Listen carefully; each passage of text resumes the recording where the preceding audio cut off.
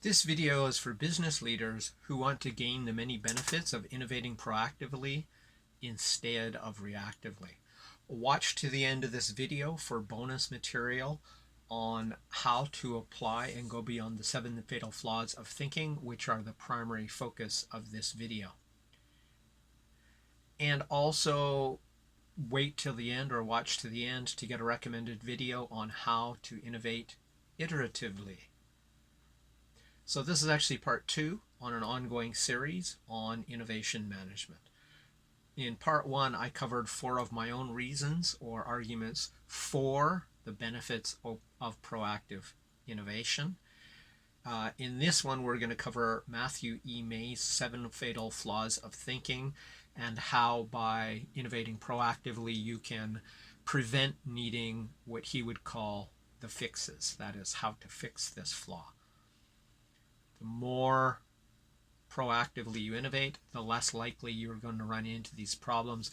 And in fact, the ongoing effort of proactive innovation should, and is likely to remove the kind of mindsets that are normally the 7 fatal flaws of thinking, because oftentimes when we're coming up with solutions, even as committees, we have time pressure. Well, this removes a lot of that. Obviously, you still need deadlines for certain things, but in this case, much of the work is done on an ongoing basis, so it never has to be the same sort of time pressure, do or die kind of situation. You're preventing it entirely with, or very much of it, by going into an ongoing mindset of innovation within your company, rather than now we have a problem, let's fix it quick. What do we do? So the first of these 7 fatal flaws is called leaping. So that's jumping straight to the first possible solution that comes into your mind without analyzing the problem in greater depth. So because you'll have a wealth of ongoing solutions, because you are creating them on a continuous basis, there isn't the same need or urgency to leap. However, leaping unto itself, unlike May, I don't think is necessarily bad. Go ahead and leap. Write that idea down, but then you have the time to go back and re-examine it. Leaping isn't necessarily bad. I think it's just one more area you can get suggestions out of, but I wouldn't limit yourself to that. I would go to his fix, which is to better define and frame the problem and the question before jumping right to the solution, which is what he calls the fix for that particular flaw of thinking. The next one is fixation, and is exactly what it sounds like. That's reverting to the dogma. We've always done it this way, kind of thinking, even if it doesn't fit the situation. It's hard to stay anchored in the past when your team is creating the next thing every day. So again, just by doing ongoing innovation, you can probably prevent the standard fixation. Just understand that however you do something, if there isn't something dynamic and has that flexibility to it, you tend to be anchored. That is, attached to the way you are doing it and seeing. It's the whole saying of, if you're a hammer, every problem is a nail, or whatever the way that goes, right? So if you have a hammer, every problem's a nail. So you can get out of that mindset by ongoing innovation. The next one is overthinking.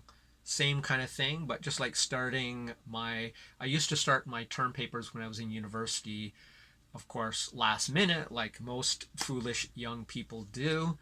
But then by the end of university, I would actually start my term papers on day 1. I would look at it. I would find the interlibrary loans I needed.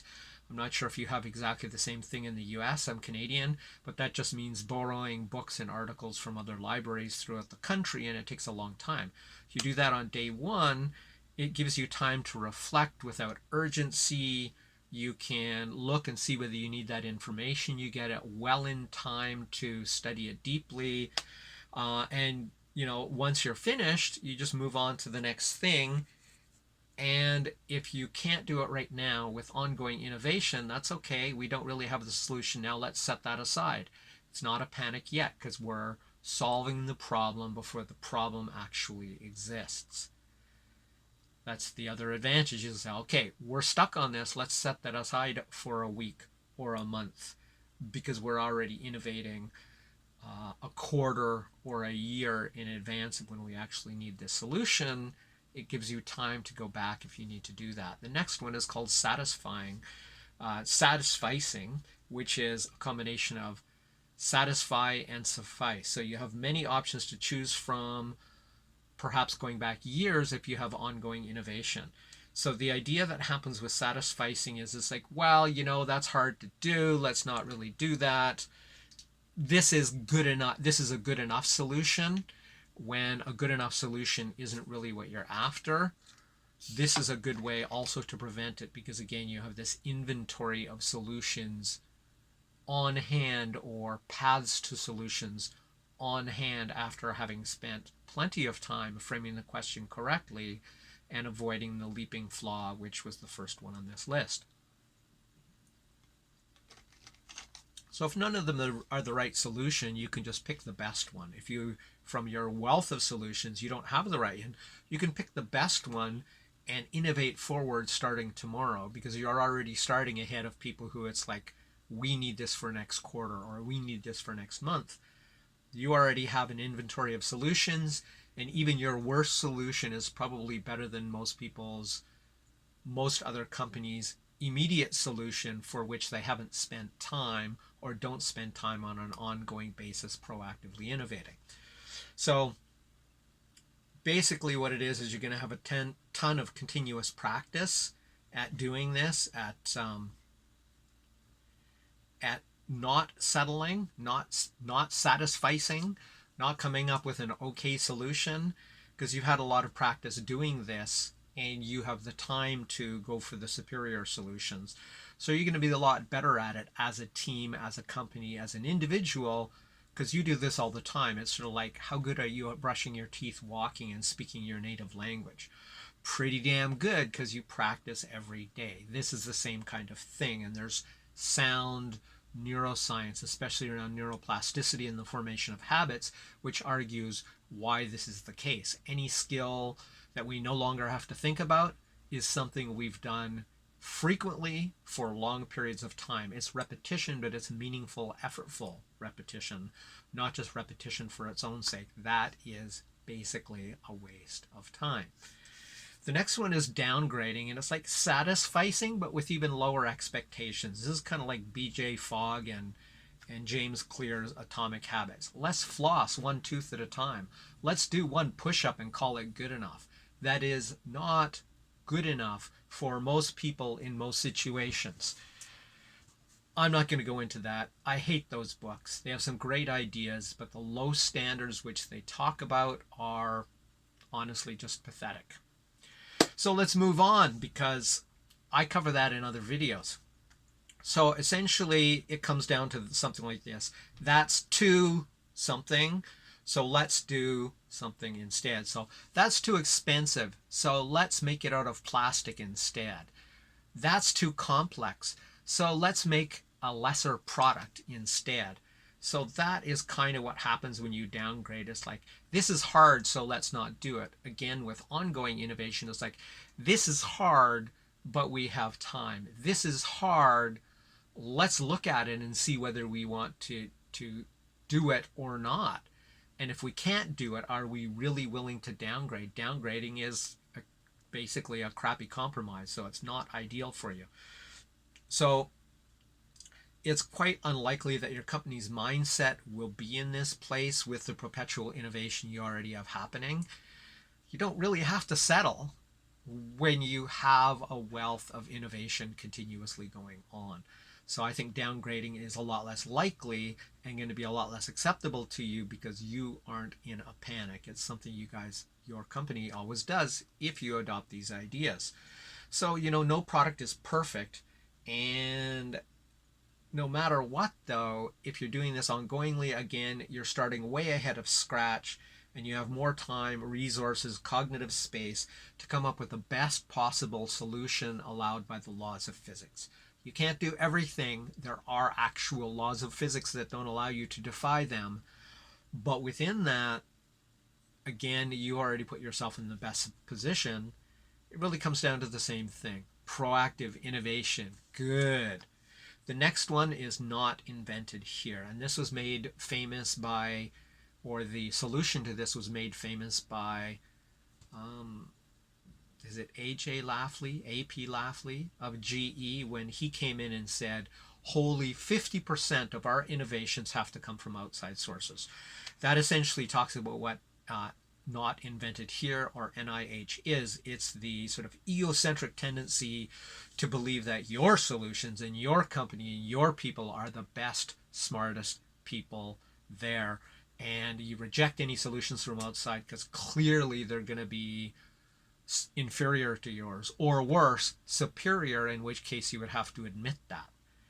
And it's very interesting because I remember many years ago a company I approached about a hardware product, and they sort of had a definite vibe of, oh, well, you know, we're a great company. We don't need outside ideas. We're brilliant on our own. The next time I phoned them to submit an innovation, they said, we're filing for Chapter 11. Is that a causal link? It's a correlation.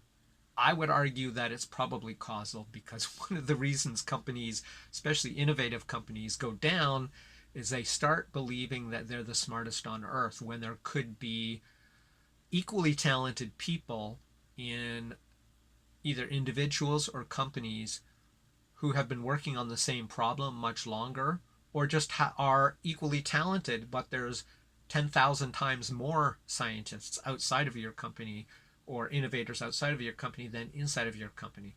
If you really think all your talent is better than everyone else's, that's great.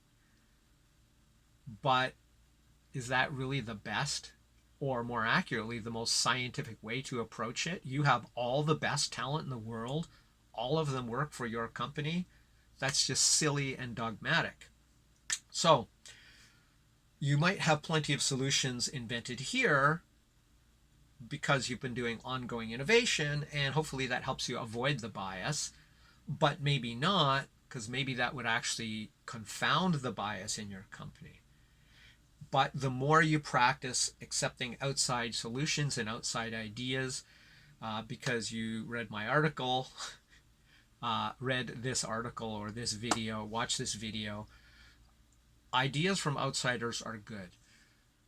The reason is, ideas from any good ideas that come from anywhere is good, and adding them can only give you more options. You're free to reject them, but if you reject them before you consider them, that's foolish, given it might be the solution you were always looking for, that your super talented pool of innovators just haven't come up with yet, or maybe ever. The next one is self-censoring, and this is kind of the opposite side of not invented here. It's like, well, we could just use bamboo fiber embedded in fiberglass. No, that's a dumb idea. That's dumb. And who mixes bamboo and fiberglass? That's the idea that even before you share your idea with your innovative group, you self-censor it, you take it out of the pool too early in the stage. That is before you should actually be doing that. Share your crazy ideas. Let someone else decide whether they're crazy or not. If they are, that's totally good. Better to have a publicly shared crazy idea than to have a privately self-censored brilliant idea that could save the company or take your company to the next level.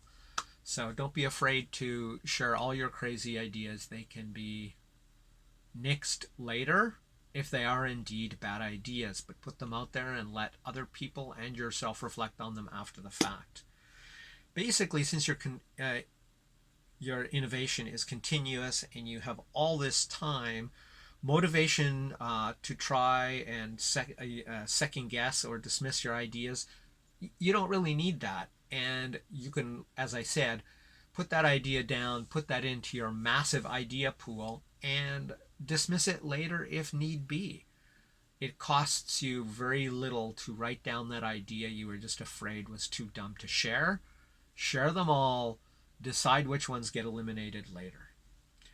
I always tell all my students, I'm an English teacher, so for many years now, so I always tell all my students and clients the best way to improve at any skill, and I've already referred to this, is to do it every effing day. Every single day.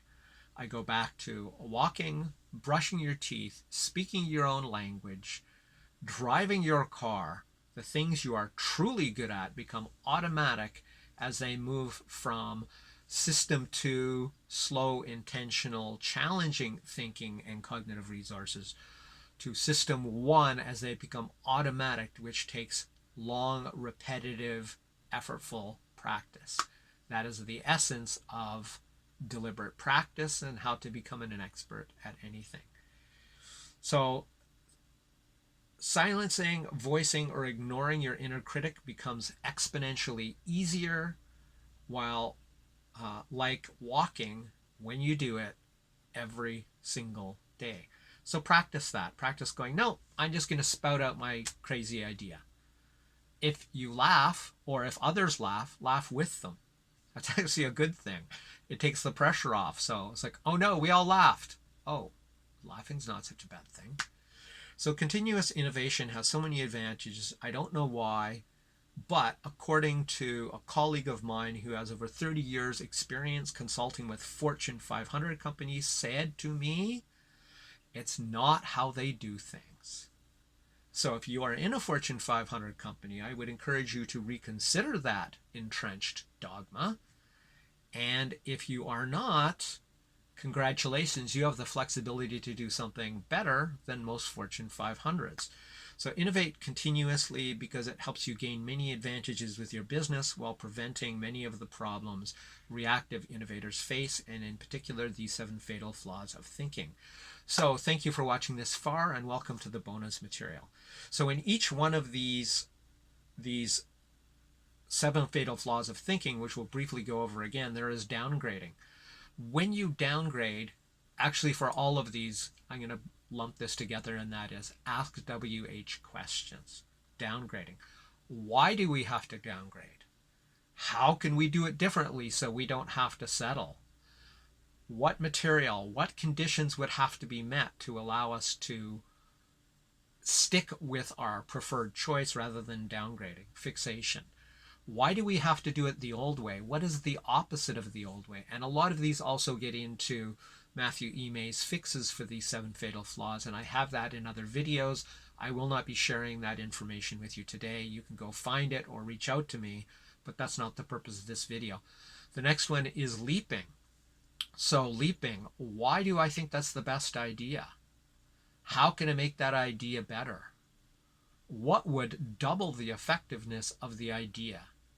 Is there any ideas I can think of tomorrow? That's not a WH. But the idea with all of these is to go through and WH each of these to sort of counter the effect. Overthinking, well, that one I would say delay. Overthinking, asking a bunch of WH questions, overanalyzing, analysis paralysis. If you start asking a bunch of WH questions, that will probably work against it. It's like, how can I think less about this and delay it for another day? Overthinking is something where you just need to pull the trigger and get into the real world, or at least that's my opinion. I can reference back to that other stuff at some future date in terms of his fix for that. Satisficing is pretty much the same as downgrading. It's like, well, do we really need to make this compromise? How can we avoid making this compromise? Why do we think we need to make this compromise? How can we make this less expensive? So literally just defying your own satisficing. Not invented here. Why do we think the limited pool of talent we have here are so damn smart, they're smarter than literally everybody else in the world who could possibly come up with an innovation? Why do we think that? Self-censoring. How do I know this idea isn't good if I haven't shared it with anybody else? So that's it for my supplementary material and my bonus material. The recommended video for today is how to innovate iteratively. I'll put a a link there, and I will also put the link in the description.